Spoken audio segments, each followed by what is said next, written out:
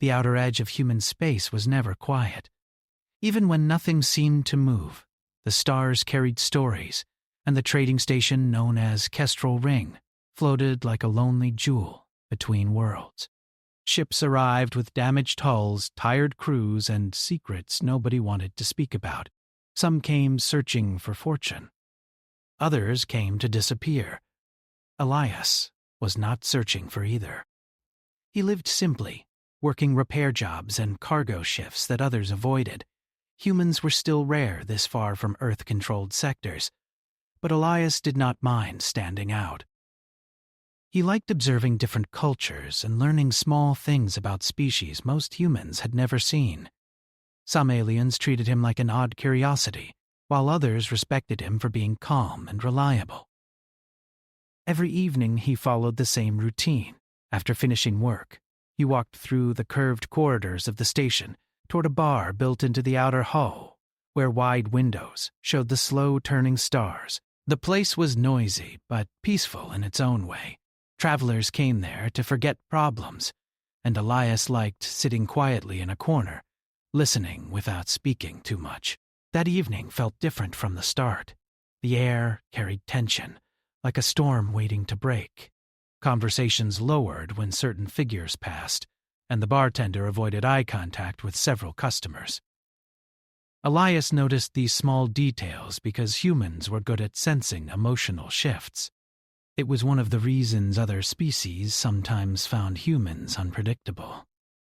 He ordered a simple drink and sat down. In his bag, he carried a small glass bottle filled with a rare earth beverage. He rarely touched it. It reminded him of home, of quiet evenings under a sky without strange constellations. He kept it for special moments, though he was never sure when such a moment would come. Across the room, two figures caught his attention. They were clearly not from any species he recognized. Their posture showed exhaustion, yet they remained alert, scanning every entrance and exit. Their clothing was worn but elegant, made from fabric that shimmered faintly under the lights. Their eyes reflected the room in soft colors that shifted depending on emotion. What stood out most was how others avoided them. Several customers whispered and moved their chairs away. A group of traders stared openly, curiosity mixed with fear.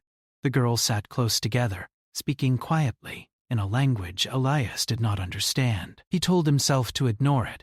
The station was full of strange situations, and getting involved often led to trouble. Still, he could not stop watching. After a while, a thin, alien merchant approached his table. The merchant's long fingers tapped against the surface nervously. "You are human," the merchant said in broken trade language. "Yes," Elias replied calmly. "I have offer," the merchant continued. "Simple trade. Small favor." Elias raised an eyebrow but said nothing. He had learned that silence often encouraged others to reveal more. The merchant pointed toward the two alien girls. "They have no sponsor, no protection. Soon authorities remove them. Dangerous outcome." "You take responsibility, yes? I take that drink you carry." Elias felt a chill. He glanced at his bag, then back at the girls. The merchant spoke as if they were items to exchange, and that immediately bothered him. "They are people," Elias said quietly. "Not cargo."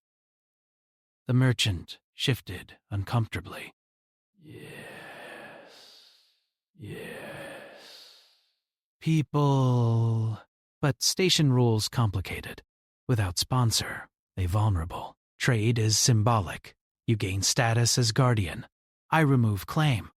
Elias did not like the situation, but he understood how frontier stations worked. Many systems required a registered sponsor for travelers without documents. Without one, individuals could disappear into forced labor, or worse. He looked again at the girls. One met his gaze briefly before looking away, as if expecting rejection. Elias sighed. "What happens if I refuse?" he asked. Merchant shrugged. "Others less kind may accept." That decided it. Elias opened his bag slowly, taking out the small glass bottle. For a moment he hesitated, remembering home. Then he placed it on the table. "I'm not buying anyone," he said firmly. "But I will speak with them. If they want help, I'll help." The merchant smiled with relief and quickly took the bottle, leaving without another word. Elias stood and walked toward the corner table. Several customers watched with open curiosity. The girls tensed as he approached, ready to move if necessary. He stopped at a respectful distance. "My name is Elias," he said gently. "I heard you might need a sponsor." "I'm not here to force anything, just talk." They exchanged a glance. The one with darker eyes spoke first in careful trade language. "You traded for us?" "No," Elias replied. "I traded for the chance to ask if you want help." Silence followed. The second girl studied his face carefully, as if searching for deception. Finally, she nodded slightly. "We accept conversation."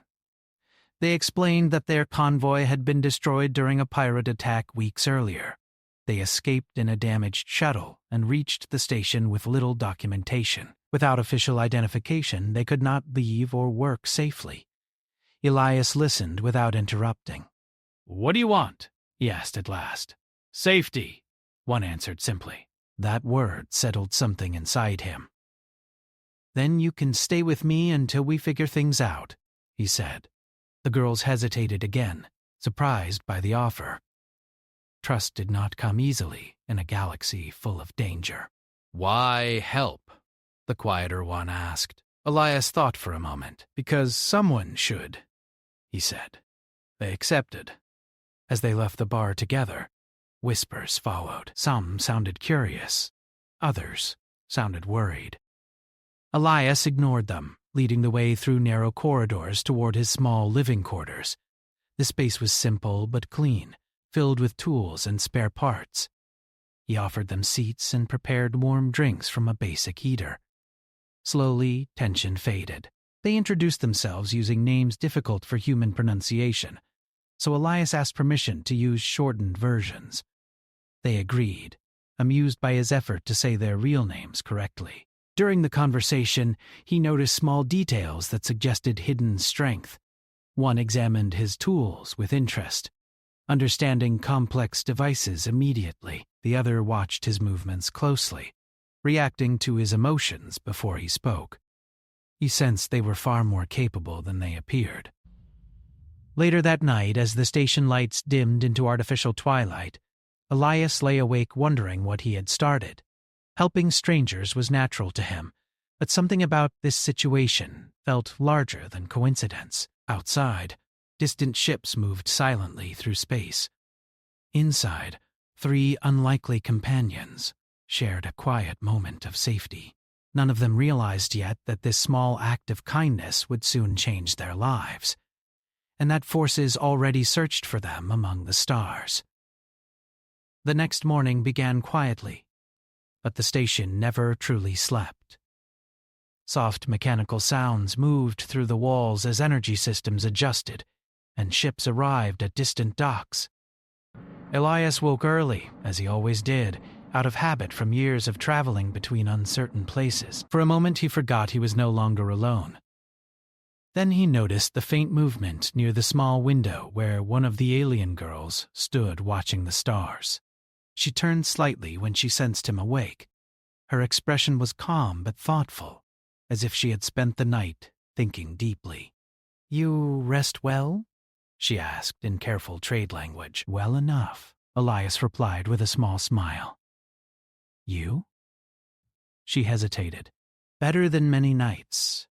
That was enough for him. Safety was sometimes the greatest gift someone could offer. The other girl sat at the small table, carefully examining one of his broken repair tools. She held it gently, studying its design. Without asking, she adjusted a small component and reconnected 2 wires. The device suddenly powered on with a soft hum. Elias blinked in surprise. "I have tried fixing that for weeks," he said. She tilted her head slightly. It was simple. "Your design is creative?" He laughed softly. Humans often heard that word when others meant strange or unusual. Breakfast was simple, shared quietly. Conversation came slowly at first, but as trust grew, the girls spoke more about their journey. They avoided certain details, clearly unsure how much to reveal, and Elias respected that. Trust had to grow naturally. After eating, Elias prepared for work. Normally he would leave without worry, but now he paused at the door. "You can stay here," he said. "The door locks automatically. Nobody should bother you." They nodded, though he sensed they were not used to relying on others. As he walked through the station corridors, he noticed people watching him more closely than usual. News traveled fast in frontier stations. Someone had seen him leave the bar with the two strangers, and rumors had already begun to grow. A mechanic he knew waved him over. "Heard you picked up some unusual companions?" the mechanic said with a curious grin. Elias shrugged, "Just helping travelers." "Be careful," the mechanic warned. "Strange ships arrived last night. Not traders. Security types." That information stayed with him all morning.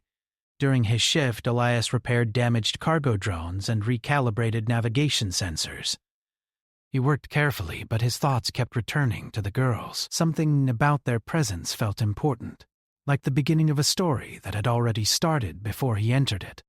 When he returned home later, he stopped in surprise. The small room looked completely different. Tools were organized, broken equipment repaired, and even the lighting system adjusted to create a warmer atmosphere. The girl with technical skill looked proud but nervous, as if unsure whether she had crossed a line. "I hope this acceptable," she said. Elias laughed warmly. "You just made my home better than it has ever looked." Relief softened her expression. The other girl sat quietly, eyes closed, as if listening to something invisible. When he entered, she opened her eyes and studied him. "You were watched today," she said. Elias froze slightly. "How do you know?"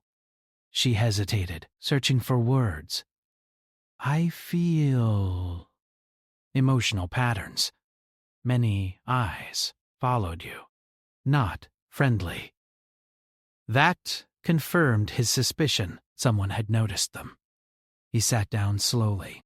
"Do you want to tell me who might be looking for you?" The girls exchanged a glance. Silence stretched between them. Finally, the quieter one spoke. "Our people are rare," she said softly. "Some believe our abilities should belong to powerful groups. We escaped those who wanted control." Elias nodded slowly. He had seen enough of the galaxy to understand that power attracted danger. "What kind of abilities?" he asked gently. Instead of answering directly, she placed her hand on the table. A moment later, Elias felt an unexpected calm settle over him, as if warm sunlight filled his thoughts. Stress faded without effort. She quickly pulled back. "Only small example," she said. Elias leaned back, amazed but not afraid. "That explains a lot," he said quietly. "And now someone wants you back." They nodded. Silence filled the room again, heavier this time. "You don't have to stay," Elias said finally. "If being near me puts you in danger, I understand." The words surprised even him, but they were honest. Helping others meant accepting difficult choices. The two girls looked at each other, then back at him. "We stay," one said firmly. "You showed trust first." That simple statement carried weight. Elias felt both responsibility and pride. The evening passed with planning. They discussed safe routes through the station and possible ways to leave without drawing attention. Elias suggested contacting a captain he trusted, but the girls hesitated, unsure whether outsiders could be trusted. Later, while preparing food, a sudden loud noise echoed through the corridor outside. Heavy footsteps followed, then distant voices speaking in a harsh tone. All three froze. Elias moved quietly toward the door, checking the security screen. Several armored figures walked through the corridor, scanning each doorway. Their uniforms carried no clear station markings. He returned slowly. "Search team," he whispered. The empathic girl closed her eyes briefly. "They are searching with strong intent," she said softly. Fear touched the room, but Elias pushed it aside. "We stay calm," he said. "Humans are good at improvising." He guided them toward a hidden maintenance hatch behind a storage panel. Years earlier, he had discovered it while fixing wiring. It connected to narrow tunnels used by engineers. "If necessary, we move through here," he explained. The girls listened carefully, memorizing every detail. The footsteps passed their door without stopping, but tension remained long after the sounds faded. That night, they sat together near the window, watching distant ships move across the stars.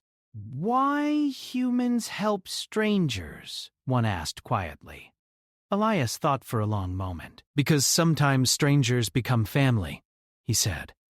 The girls looked at him with new understanding. Outside, unseen ships continued to arrive at the station, carrying individuals with clear purpose. The search had begun, and soon hiding would not be enough. But for now, inside the small room filled with quiet trust, 3 lives moved closer together, bound not by trade, but by choice. And somewhere deep within the station systems, hidden watchers recorded every movement, waiting for the right moment to act. The station felt different the next day. The usual noise of traders and travelers continued, but underneath it all there was a new tension, like a quiet pressure waiting to break. Elias noticed it immediately when he stepped into the corridor. People moved faster. Conversations stopped when certain figures passed, and security drones floated through the air more frequently than before. Back inside the small living space, the 2 alien girls watched him prepare to leave for work. Neither spoke, but their expressions showed concern. "You don't have to go today," one of them said gently. Elias smiled. "If I suddenly stop working, that will attract more attention. Routine is safe." They understood. Blending into normal life was often the best way to avoid danger. Before leaving, he reviewed their escape plan again. The hidden maintenance tunnel remained their safest option if something went wrong. He showed them how to open the panel quickly and reminded them to trust their instincts. As he stepped into the corridor, he felt eyes on him again. The empathic girl had been right. Someone was watching carefully. He walked calmly toward the work sector, refusing to show fear. Humans had learned long ago that confidence could be a powerful shield. During his shift, he overheard fragments of conversation. Several dock workers talked about unfamiliar ships that had arrived overnight, sleek and dark, with minimal markings. Their crews avoided social areas and moved with clear purpose. One mechanic whispered, "They're searching for someone. High-value targets." Elias kept working, but his thoughts raced. The danger was closing in faster than he expected. When his shift ended, he did not return home immediately. Instead, he took a longer route through the market district, watching reflections in glass surfaces, to check if anyone followed him. A pair of armored figures appeared behind him twice, keeping distance but never fully disappearing. That confirmed it. The hunters were active. He entered a crowded food hall and sat briefly, pretending to relax while quietly messaging a trusted contact, an old cargo pilot named Rana, who sometimes helped people leave the station quietly. He received only a short reply, "Talk later, not safe now." That was not encouraging. When he finally returned home, he tapped the door signal twice, in their agreed pattern. The door opened quickly, and both girls pulled him inside. "You are followed," the empathic one said immediately. "Yes," Elias answered. "They are getting closer." The technical girl moved toward the window screen, activating a sensor sweep she had quietly installed earlier. Lines of data appeared, scanning the corridor. "They use advanced trackers," she said, "but not perfect." Elias sat down, rubbing his forehead. "We need to leave soon." The room fell silent as the reality settled over them. "Why help us still?" one asked softly. "You can walk away. Humans are free to choose." He looked at them for a long moment. "Because I already chose," he said simply. The words carried strength. They were no longer strangers sharing space. They were a team. That evening they prepared carefully. Elias packed supplies while the technical girl adjusted small devices to create false signals, confusing anyone trying to track them. The empathic girl focused quietly, sensing emotional patterns nearby, warning them whenever suspicious individuals moved closer. As night fell, alarms suddenly sounded somewhere deeper in the station. Not emergency alarms, but security alerts indicating restricted operations. The hunters were narrowing their search. A heavy knock echoed against their door. All three froze. Elias signaled for silence and moved toward the screen. Two armored figures stood outside. "Station security," one called. Elias knew instantly that was a lie. Real station officers never arrived without official identification displayed openly. He turned back toward the girls and nodded toward the hidden panel. They moved quickly but quietly into position. Elias opened the door slightly, stepping into the corridor to block the view inside. "Yes?" he asked calmly. "We are conducting a search," one figure said. "We believe unauthorized travelers are present." Elias leaned casually against the doorway. "You have a warrant?" The figures hesitated for a moment. That was enough confirmation for him. "Without authorization, you cannot enter," he said firmly. One of them took a step forward. Inside, the technical girl activated a small device that triggered a temporary power fluctuation. Lights flickered across the corridor. Several nearby doors opened as confused residents looked outside. The distraction worked. Elias closed the door quickly and locked it. "They will return," he said. "We move now." The girls opened the hidden panel, revealing the narrow maintenance tunnel. The air inside smelled of dust and metal. They moved quietly, crawling through tight spaces lit only by faint emergency lights. Elias led the way, remembering turns from years ago when he explored the tunnels out of curiosity. Behind them, distant footsteps echoed. The hunters had entered the living space. The empathic girl suddenly paused. "They are angry," she whispered, "and determined." They moved faster. The tunnel opened into a larger service corridor filled with pipes and cables. From here, they could reach the docking bays or the market district. "Docking bay," Elias decided. "More people." Harder to track. They hurried through the shadows, avoiding main corridors whenever possible. Twice they heard voices nearby and waited silently until danger passed. At one intersection, they encountered a group of traders arguing loudly. Elias used the distraction to slip past unnoticed. The girls followed closely, trusting his instincts completely. Finally, they reached the outer docking area, where ships rested like sleeping giants. Workers moved everywhere, loading cargo and shouting instructions. For a moment, relief washed over them. Then, the empathic girl stiffened. "They are here too," she said quietly. Elias scanned the crowd and spotted the armored figures again, spreading out to cover exits. They were trapped between danger and open space. "Stay calm," he whispered. Humans survive by thinking differently. He led them toward a group of musicians performing near a cargo ship. The noise and movement created perfect cover. Blending into the crowd, they moved slowly but steadily toward a side passage leading to smaller private docks. Suddenly, one of the hunters pointed in their direction. "Now," Elias said.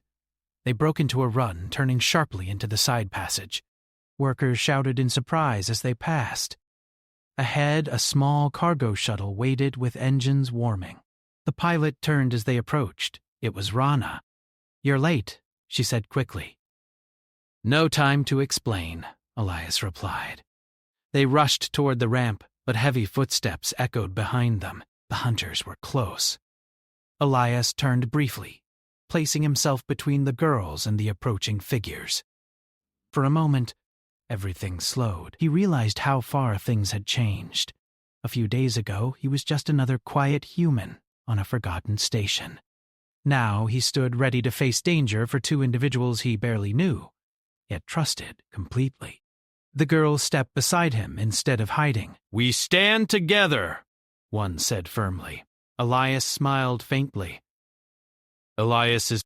That was humanity's strength. Not standing alone, but choosing to stand together. And as the hunters closed in, the next moment would decide whether they escaped into the stars or faced capture together. The sound of heavy boots echoed through the docking passage as the armored hunters moved closer. Workers nearby began stepping away, sensing danger without fully understanding what was happening. The cargo shuttle's ramp remained open behind Elias, its engines humming softly as they warmed for departure. Rana leaned out from the pilot's seat. "If you're coming, come now," she called. Elias glanced at the two alien girls beside him. Neither looked afraid anymore. Instead, there was quiet determination in their eyes. They had crossed too many dangers already to turn back now. The hunters raised their weapons, but they did not fire. The docking bay was full of civilians, and they clearly wanted to avoid drawing too much attention. "Stand down," one of them ordered. You are interfering with authorized recovery. Elias stepped forward slightly, keeping his hands visible. "No official markings," he said calmly. "No station clearance. You're not recovery. You're kidnapping." Murmurs spread among nearby workers. People began watching more closely. Frontier stations often distrusted unknown authority. The lead hunter paused, calculating the situation. "You do not understand their importance," he said. "Maybe," Elias replied, "but I understand choice." "And they choose to leave with me." Behind him, the empathic girl focused quietly. Elias felt a subtle shift in the emotional atmosphere, calm spreading through the crowd, easing fear and encouraging people to stay rather than run. The hunters noticed it too, their movements becoming tense. The technical girl stepped toward the shuttle's ramp, activating a small device hidden in her palm. Nearby lights flickered, creating confusion among the hunters' tracking systems. Rana shouted again. "Last chance!"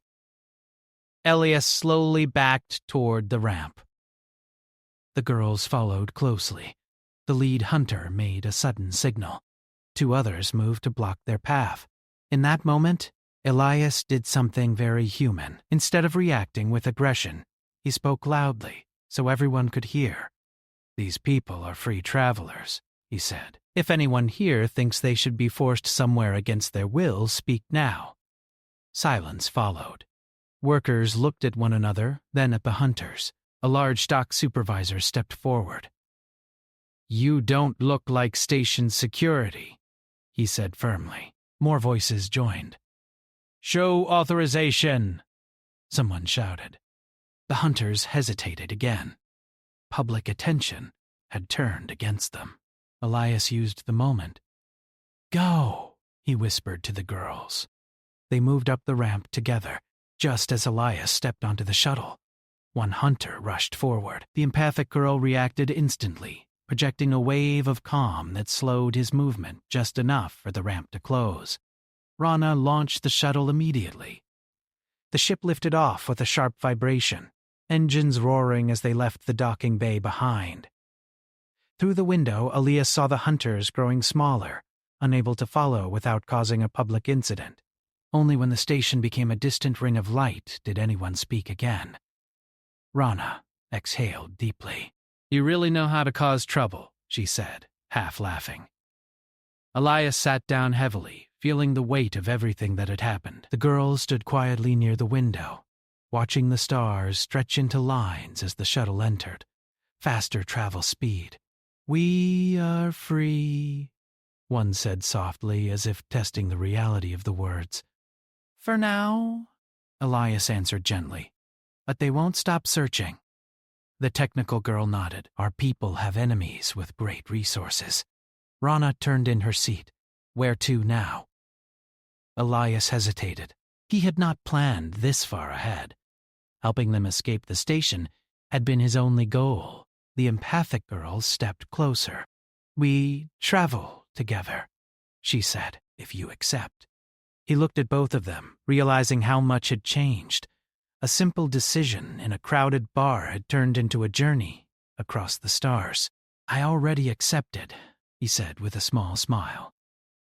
Days passed as they traveled through quieter routes. During that time, Elias learned more about them. Their species valued harmony and cooperation above power.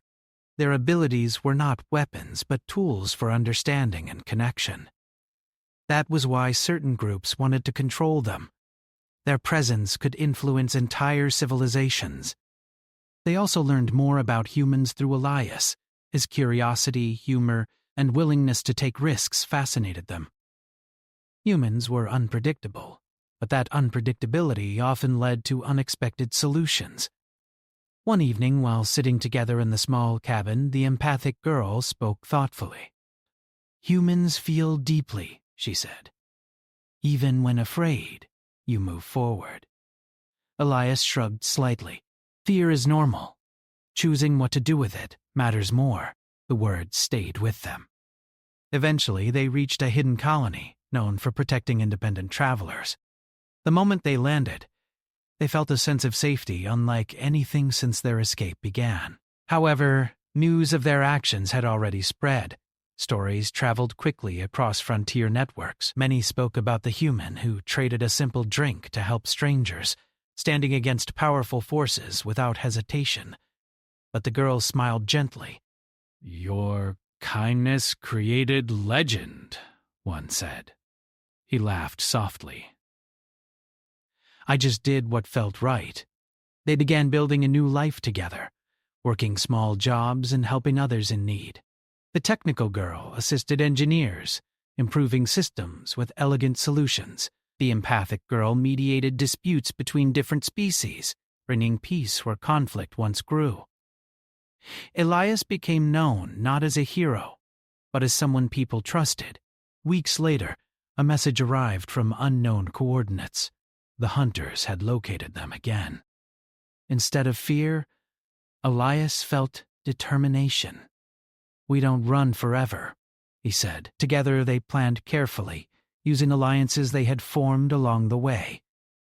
When the hunters arrived, they found not 3 isolated targets, but a united community ready to stand together. Faced with resistance and public exposure, the hunters withdrew. Their mission failed, not because of strength alone, but because of unity. That night, under unfamiliar stars, Elias stood outside watching the sky. The girls joined him, standing close. You changed our destiny, one said. Elias shook his head gently. We changed each other. Silence followed, comfortable and warm. The galaxy remained vast and uncertain, filled with dangers and wonders yet to come. But one truth had become clear. Humanity's greatest strength was not technology or power. It was the ability to care for strangers, to choose kindness even when the cost was high, and to turn a simple moment into a bond that could never be broken. And as their small ship prepared for another journey, the legend of a human and 2 alien companions began spreading across the stars, a reminder that sometimes the smallest choice could reshape the future.